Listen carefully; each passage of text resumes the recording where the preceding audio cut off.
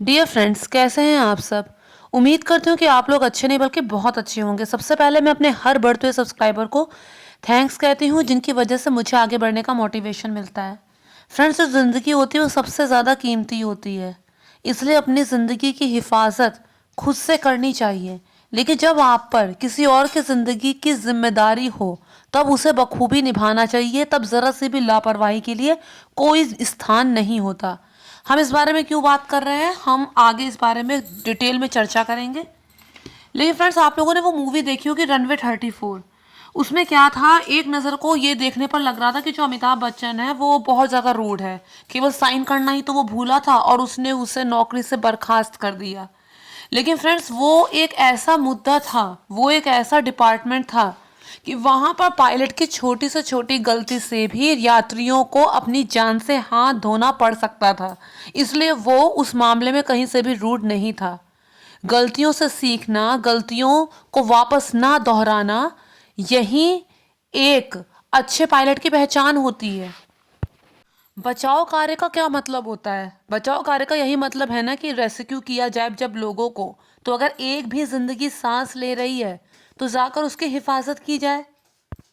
एक नहीं बल्कि 14 लोग प्लेन क्रैश के बावजूद सरवाइव कर गए, जिंदा हैं, उनमें जान बाकी है। लेकिन उन टोटल 15 लोगों तक कोई रेस्क्यू नहीं पहुंच पाया, उन तक कोई बचाव अधिकारी नहीं पहुंच पाए। क्यों हुआ ऐसा? कहाँ कमी रह गई? तो इस बारे में हम आगे बात करेंगे। फ्रेंड्स, बात है 24 दिसंबर 1971 की। साउथ अमेरिका में लासा एयरलाइन की फ्लाइट 508 जो पेरू देश की राजधानी लीमा से उड़ान भरती है। इसमें कुल 86 पैसेंजर हैं और ये अमेजोन के रेन फॉरेस्ट के ऊपर से पेरू के पुकल्पा शहर की ओर जा रही है। सब कुछ नॉर्मल चल रहा है। आधे घंटे का उसका जो समय था, ड्यूरेशन, उसे पूरा कर चुकी है। अब बस लैंड करना बाकी है। लेकिन ऐन मौके पे, जिसे हम प्रारब्ध कहते हैं, उसने क्या किया। लोग बहुत खुश हैं क्योंकि अगले दिन क्रिसमस है। सभी अपने परिवार के साथ क्रिसमस सेलिब्रेट करना चाहते हैं। जैसे ही हवाई जहाज नीचे उतरने की तरफ करता है तभी तूफान वाले काले बादल पायलट को दिखाई देते हैं कि हाँ, तूफान आ रहा है। चारों तरफ एरोप्लेन के काले बादल हैं। लेकिन पायलट डिसीजन ये लेते हैं कि नहीं, हम तो लैंडिंग करेंगे। शायद कुछ ज़्यादा जल्दी थी उन लोगों को। वैसा ही करते हैं। बिजली कड़क रही है लेकिन वो लैंडिंग करते हैं। अब क्या होता है, प्लेन में कंपन होने लगता है। आंधी, तूफान, बिजली, उसका ये परिणाम कि प्लेन में होने लगता है कंपन। बिजली कड़कती है, पैसेंजर का सामान ऊपर से गिरने लगता है। जो ऊपर रखा जाते हैं एरोप्लेन में सामान, वो सामान ऊपर से गिरने लगते हैं। सब तरफ अफरा तफरी, दहशत फैल जाती है। लगभग 20 मिनट तक ऐसा ही चलता है। फिर अचानक से 21,000 फीट की ऊंचाई पर इस प्लेन में बिजली गिर जाती है और इसका जो राइट विंग है वो टूटकर अलग हो जाता है। राइट विंग टूटकर अलग हो जाता है। 10,000 की फीट से ये प्लेन टुकड़ों में टूट के गिर जाता है। कुल मिलाकर प्लेन क्रैश हो जाता है। रडार में जो प्लेन की जगह पे डॉट दिखाई दे रहा था ना, अब वो डॉट गायब हो जाता है। पहले लगता कि हो सकता है इसने इमरजेंसी लैंडिंग कर दी हो, पर ऐसा होता नहीं है। प्लेन तो क्रैश हो चुका था। अब उसके बाद सबसे बड़ा, उस समय का इतिहास का सबसे बड़ा सर्च ऑपरेशन, क्या कहें इसे, सर्च ऑपरेशन के नाम पे कलंक ही कह दें तो ज़्यादा अच्छा है, वो चालू होता है। कई दिनों तक खोज चलती है लेकिन उन्हें कोई भी सर्वाइवर नहीं मिलता। एक तो वो जो जंगल थे इतने ज़्यादा घने थे कि वहाँ ढूंढना मुश्किल था। लेकिन सर्च ऑपरेशन टीम का क्या काम था? क्यों नहीं ठीक से देखा गया? क्यों नहीं 15 लोगों में से एक भी नजर आया? पहले बात की जाती है उस लड़की की जिसकी जिंदगी एक मिरेकल बन गई। क्यों? क्योंकि 86 पैसेंजर में केवल वो ही अकेली थी जो जिंदा बच गई और कोई बच नहीं पाया। उसके जिंदा बचने के बहुत सारे कारण थे, जिनमें सबसे पहला ये था कि वो अपने जूलॉजिस्ट पेरेंट्स की जो बच्ची थी वो बचपन से ही इस विषय में ज्ञान रखती थी। आम शहरी लड़की नहीं थी वो। अमेजोन का जंगल उसके लिए कोई नया नहीं था। उसके माता पिता ने जो पेगुआना रिसर्च स्टेशन इस्टेब्लिश कर रखा था, वहां पर 3 साल तक वो उनके साथ रह चुकी थी और उनसे बहुत कुछ सीख चुकी थी। इसके अलावा वो पेरेंट्स जो थे साथ में क्रिसमस सेलिब्रेट करना चाहते थे, पिता पहले ही अपने घर पहुंच चुके थे। माँ बेटी को बाद में निकलना हुआ, इसलिए क्योंकि वो ग्रेजुएशन पार्टी अटेंड करना चाहती थी, इसलिए उनका निकलना ऐन मौके पे हुआ। पिता ने बार बार मना किया कि जो फ्लाइट उन्होंने लांसा की ली है एयरलाइन, उसे वो ना बुक करें, वो उससे ना आएं, क्योंकि लांसा के बारे में उस समय मशहूर था कि ये हमेशा पेट के बल गिरती है। क्यों? क्योंकि इस पर पहले भी हादसे हो चुके थे, इसके प्लेन पहले भी क्रैश हो चुके थे बार बार, और ये आखिरी प्लेन बचा था, शायद आज ही के दिन के लिए बचा होगा, तो उसे भी आज क्रैश होना ही था। दरअसल में इसके जो प्लेन होते हैं वो रेगिस्तान के ऊपर से गुजरने के लिए डिज़ाइन होते हैं, क्योंकि इनके जो पार्ट्स होते हैं बेहद टाइट होते हैं, विंग्स फ्लेक्सिबल नहीं होते। लेकिन पायलट ये बात तो जानते होंगे, भले पैसेंजर को ना पता हो, फिर भी पहाड़ के ऊपर से इस प्लेन को उड़ाया गया। जब राइट विंग टूट कर गिरा तब ये लड़की विंडो सीट पर बैठी हुई थी। सीट बेल्ट उसने पहन रखी थी। उसके साथ के तीनों सीट टूटकर अलग हो गई और खिड़की से बाहर वो नीचे गिरने लगी। उस समय भारी तूफान था, हवा नीचे से ऊपर की ओर जा रही थी, जिस वजह से इसके गिरने की स्पीड काफ़ी हद तक कंट्रोल हुई। दूसरी चीज़, उस समय ऐसा तूफान था, ऐसा चक्रवात था कि इसकी जो सीट थी वो गोल गोल बिल्कुल वैसे ही घूमने लगी जैसे जैसे हेलीकॉप्टर का पंखा घूमता है, जिस वजह से इसके गिरने की स्पीड थोड़ी और कम हुई। उसके बाद वो जो रेन फॉरेस्ट है, अमेज़न के जो वो जंगल थे, वो इतने ज़्यादा घने थे कि अगर उन्हें दूर ऊंचाई से देखा जाए तो ऐसा लग रहा था जैसे ब्रोकली का खेत हो। इतने घने जंगल थे कि वहां पर सब लताओं और पेड़ों के बीच में से वो जब नीचे गिर रही थी तो उन लताओं ने, पेड़ों ने जाल जैसा काम किया, तो वो सीधे ज़मीन की चपेट में नहीं आई, बल्कि उसी में फंस फंस के किसी तरह वो नीचे गिरी। अब जब वो नीचे गिरी तो वो जख्मी हालत में थी, कॉलर बोन उसकी टूट चुकी थी, पैर एक जख्मी था, उसमें मोच थी। इसके अलावा उसके हाथ में भी कई जगह पे जख्म थे। उसके बाद उसे होश आया।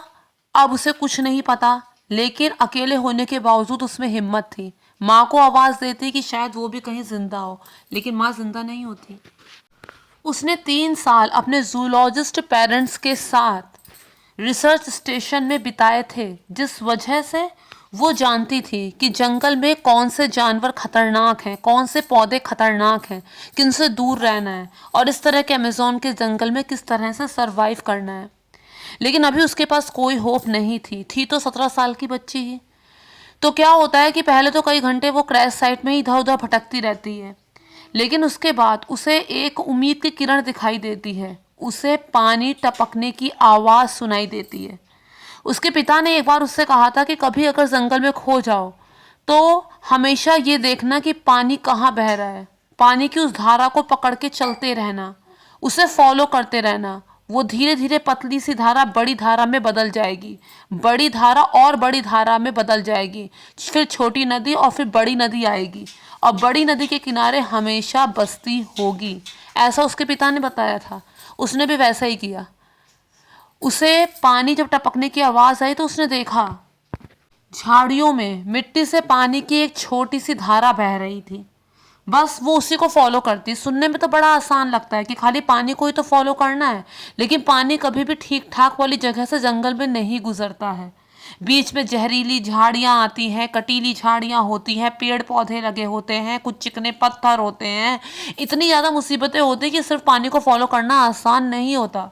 खाने के नाम पर उसके पास सिर्फ एक पैकेट उसे वहीं पे पड़ा हुआ मिलता है, कैंडीज़ का पैकेट होता है, उसमें कुल 30 कैंडीज़ होती हैं। उसे पता था कि जब तक कुछ और खाना नहीं मिलता तब तक उसे इसी में सरवाइव करना है, तो इसी में से कुछ कैंडी ही वो खा सकती है। इसके अलावा बहुत से लोगों को ऐसा लगता है कि इतने घने जंगल में तो खाने के लिए अच्छी खासी चीज़ें मिल जाती होंगी, लेकिन ऐसा होता नहीं है। ये जो घने जंगल होते हैं ना, इनमें ज़मीन तक सनलाइट नहीं आ पाती, इसलिए उनमें कुछ उगता नहीं है। हाँ, जो बड़े बड़े पेड़ होते हैं, पाल्म ट्रीज होते हैं, उनमें उगता है, लेकिन उन पे चढ़ना और उन फलों को पाना वो बहुत ही दुष्कर कार्य होता है और बहुत ही जानलेवा काम भी होता है। कोई चाकू नहीं था उसके पास कि पाल्म ट्री जो है उसकी बार्क कोई छील ले और अंदर का गूदा खा ले, वो भी नहीं था उसके पास। फिशिंग कैसे करेगी अगर आगे चल के नदी मिल भी जाएगी, उसके लिए भी उसके पास कोई सामग्री नहीं है। तो खाली उन्हीं कैंडीज़ के सहारे और पानी पर क्या था कि उस रात बारिश बहुत हुई थी, तो पत्तों में जो पानी की ड्रॉप्स थी वो धीरे धीरे उन्हीं को पीकर किसी तरह से अपनी प्यास बुझाती है और बस पानी को पकड़े पकड़े वो चलने लगती है। वो ज़्यादा आगे नहीं बढ़ पाते, तभी रात हो जाती है। अब सबसे बड़ा चैलेंज ये था कि रात में इतने घने जंगल में वो कैसे सरवाइव करेगी, क्योंकि किसी भी जंगली जानवर के लिए बहुत आसान था उसका शिकार करना। ऐसे में उसके पिता ने उससे बताया था कि जब भी रात में जंगल में सरवाइव करना हो तो किसी बड़ी चट्टान या फिर किसी बड़े पेड़ के पीछे ही पीठ करके कर सोना है, नहीं तो कोई भी जानवर पीछे से अटैक कर सकता है। उसने वैसा ही किया।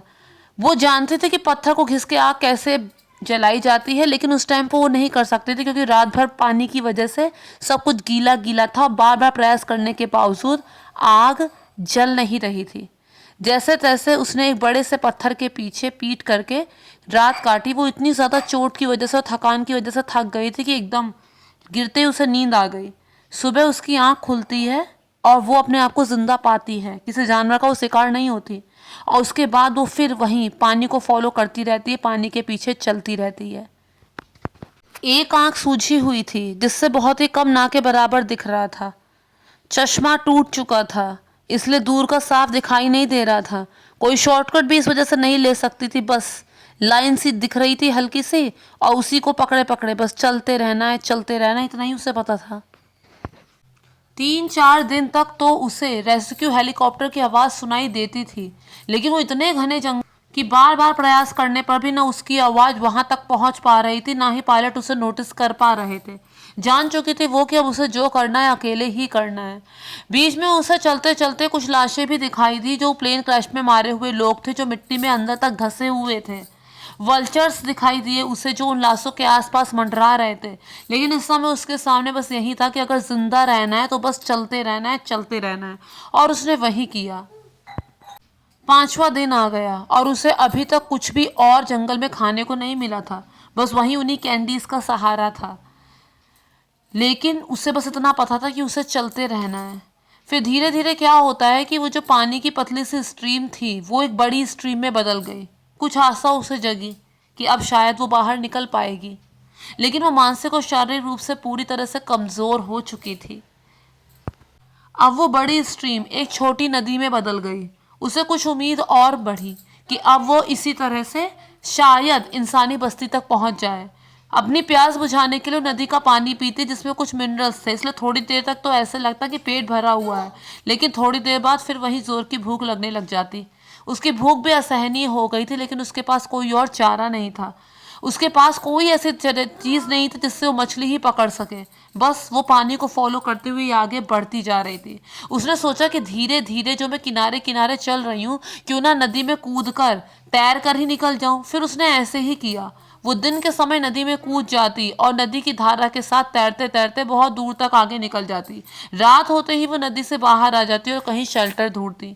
इसी तरह से नदी में कूदना, बाहर निकलना करते करते एक दिन ऐसा भी हुआ कि एक फीमेल एलिगेटर बहुत बड़ी जो उसकी तरफ अटैकिंग पोजीशन में बढ़ी, लेकिन यहाँ पर फिर उसका ज्ञान ही उसकी रक्षा किया। वो जानते थे कि इस टाइप की जो एलिगेटर होती है, उसे दिख कम रहा था भले, लेकिन वो जान गई थी कि किस टाइप की एलिगेटर है। इस टाइप की जो एलिगेटर होती है वो कभी पानी के अंदर हमला नहीं करती, तो तुरंत पानी में कूद गई और इस तरह से तैर के वो बच गई। इस तरह से फिर दिन बीता और छठे दिन उसे हॉर्सन बर्ड की आवाज़ सुनाई देती है। एक ऐसी बर्ड जो हमेशा बड़ी नदी के किनारे ही अपना घोंसला बनाती। जान जाते कि बड़ी नदी अब मिल चुकी है उसे और शायद वो इंसानी बस्ती तक भी पहुंच जाए। फाइनली उसे एक साफ खुला आसमान दिखाई देता है और यहाँ पर अभी भी दूर दूर तक कोई इंसान मौजूद नहीं था। एक हेलीकॉप्टर जो शायद रेस्क्यू का था उसके बहुत ही पास से सर के ऊपर से गुजरता है। वो वेव भी करती, चिल्लाती भी है, लेकिन पायलट उसे नोटिस ही नहीं करता। वो वहाँ पे बहुत देर तक बैठ भी जाती कि शायद दोबारा कोई रेस्क्यू हेलीकॉप्टर गुजरेगा तब वो उसे नोटिस कर लेगा, लेकिन ऐसा कुछ भी नहीं होता। अब उसके बाद वो फिर आगे बढ़ने का निर्णय लेती है कि उसे धीरे धीरे चलते ही रहना है। जंगल खत्म होने का नाम ही नहीं ले रहा था। इंसानों का कोई नामो निशान नहीं, कोई नहीं जो उसे बचाने के लिए आएगा। उसे वहाँ पे हिरन जैसे जानवर भी दिखाई दिए जो बिल्कुल भी अच्छा साइन नहीं था, क्योंकि इस तरह के जानवर वहाँ होते हैं जहाँ पर इंसानी बस्तियाँ नहीं होती हैं। वो गिव अप करने ही वाली थी कि अब यहाँ से बचना नामुमकिन है, लेकिन तभी उसे एक बात याद आती है अपने पिता की कही हुई कि जहाँ नदी है वहाँ इंसानी बस्ती जरूर होगी। बस इसी बात को पकड़े पकड़े वो नदी के किनारे किनारे चलती रहती है। दिन में वो नदी में छलांग लगा के उसमें तैरती है और रात के समय बाहर आ जाती है। उसके हाथ में जो घाव थे उसमें मक्खियों ने अंडे दे दिए थे। उस अंडों में से कीड़े बाहर आ गए थे जो इसकी स्किन में पूरी तरह से समा चुके थे। दो ही तरीके थे उन कीड़ों को बाहर निकालने का, या तो केरोसिन और अल्कोहल, लेकिन दोनों में से कुछ भी उसके पास मौजूद नहीं था। हाथ में उसके केवल एक चांदी की रिंग पड़ी हुई थी। उसने उससे निकालने की कोशिश की लेकिन सफल नहीं हो पाई और उसे दर्द भी बहुत होने लगा क्योंकि कीड़े अंदर तक जा चुके थे। उसे लगा कि अगर घाव इन्फेक्टेड और हो गया तो उसे अपना हाथ भी काटना पड़ सकता है, तो उसने इस चीज़ को भी क्विट कर दिया। पीछे जहाँ उसकी पीठ जली हुई थी वहाँ पर खाल उतर गई थी और जख्म जो था वो और भी गहरा हो गया था। लेकिन इन सब के बावजूद एक ही बात उसे पता थी कि मुझे चलते रहना है, और वो चलती गई। बीच में उसे ऐसा भ्रम हुआ कि जैसे किसी घर की छत है और मुर्गा बोल रहा है, लेकिन वो सिर्फ उसका वहम था। इतने दिन अकेलेपन और इतने दिन भूख प्यास से लड़ते लड़ते और इतने दिन इस तरह की मानसिक अवस्था को झेलते झेलते उसे इस तरह के वहम भी होने लगे। ठंडे पानी में बार बार तैरने की वजह से अब उसका शरीर भी पूरी तरह से कमज़ोर हो चुका था। खाने को कुछ था नहीं। अब फाइनली उसे एक नाव दिख जाती है, एक बोट। पहले उसे लगता है कि उसका वहम है। वो पास जाकर छूकर देखती तो पता चलता है हाँ वाकई में नाव है। वहां से एक रास्ता ऊपर को जा रहा होता है। वहां पे छोटी सी एक झोपड़ी सी बनी होती है और वहां पर केरोसिन होता है। वो केरोसिन फटाफट से अपने घाव में डालती है और जब वो घाव में केरोसिन डालती है तो दर्द से पूरी तरह से चीख पड़ती है क्योंकि केरोसिन की वजह से कीड़े बाहर आ रहे थे। तो बाहर आने से बचने के लिए वो स्किन के और अंदर जा रहे थे, लेकिन जब वो और केरोसिन डालती तो कीड़े एक एक करके बाहर आ जाते हैं। वो एक एक करके कीड़ों को निकालती है। 30 कीड़े अंदर घुसे हुए थे जो अब निकल जाते हैं। वहीं पर चूर होके वो बेहोश सी हो जाती है। उसे लगता है यहाँ कोई आएगा, लेकिन पूरा दिन बीत जाता है, पूरी रात कोई नहीं आता। अगले दिन शाम को वहाँ पे 3 लोग आते हैं। पहले उसे देख के डर जाते हैं। फटे कपड़ों में एक लड़की जिसमें जख्म है। वो सोचते हैं कि कहीं ये भूत प्रेत तो नहीं, क्योंकि इस तरह की जंगलों में मानते हैं लोग कि कुछ भूत प्रेत होते हैं, उन्हें ऐसा कुछ लगता है। फिर वो बताती है कि जो प्लेन क्रैश हुआ था मैं उसकी बची हुई लड़की हूँ। तो अब वो कहते हैं पर उसमें तो कोई बचा ही नहीं। अब उसे ये लगता है कि उसकी माँ सचमुच में अब मर चुकी हैं। पहले कम से कम एक उम्मीद तो थी कि जैसे मैं जिंदा हूँ, हो सकता है माँ भी जिंदा हो। टूट जाती है पूरी तरह से जब वो ये बात सुनती है। उसके बाद वो लोग उसके ज़ख्म को साफ़ करते हैं। उसे भुना हुआ आटा होता है एक, उसे खाने के लिए देते हैं। उसे शर्ट पैंट साफ पहनने के लिए देते हैं। और उसके बाद वहाँ पे 2 लोग और आते हैं और उसे वहाँ से एक इंसानी बस्ती तक ले जाते हैं। वहाँ उसके ज़ख्मों को और साफ़ किया जाता है, उसे और मेडिकल केयर दी जाती है और उसके बाद उसे हेलीकॉप्टर के माध्यम से अस्पताल भिजवा दिया जाता है। फाइनली वो इस 11 दिन के सफ़र को पार कर ही लेती है और ये उसके लिए किसी यातना से कम तो होता नहीं है।